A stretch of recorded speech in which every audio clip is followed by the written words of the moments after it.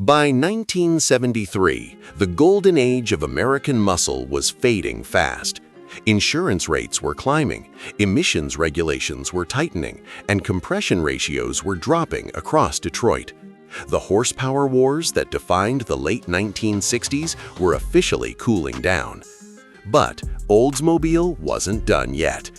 Enter the 1973 Oldsmobile 442 W30, a performance package that carried the spirit of real muscle into one of the most transitional years in automotive history. The 442 name had already built a serious reputation. Originally standing for 4-barrel carburetor, 4-speed manual, and dual exhaust, it evolved into a standalone performance identity. And the W30 option? That was the serious hardware. Ram air induction, performance camshaft, heavy-duty cooling, upgraded internals. It meant business. By 1973, the 442 was no longer its own model. It had become an option package on the Cutlass. Styling shifted to the new colonnade body design, featuring fixed rear side windows and reinforced roof pillars to meet safety standards. Some purists criticized the heavier look, but others appreciated its bold presence.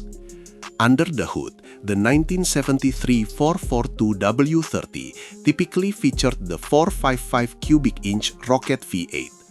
While compression ratios had been lowered compared to earlier years, the massive displacement still delivered strong torque. Factory ratings were more conservative than in the past, but real-world grunt remained impressive. This wasn't a high-revving small block screamer.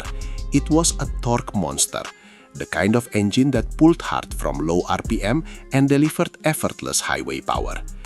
Paired with either a 4-speed manual or a turbo-hydramatic automatic, the W30 offered versatility for both performance driving and cruising.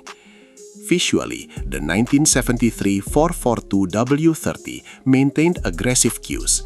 Functional hood scoops, distinctive striping, 442 badging, and rally wheels gave it identity. It didn't shout as loudly as earlier muscle cars, but it carried quiet confidence.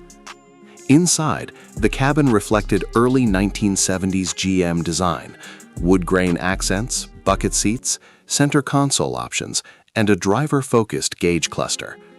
Comfort was improving across the industry, and Oldsmobile balanced performance with refinement better than most. What makes the 1973 W30 special today is context. It represents resistance.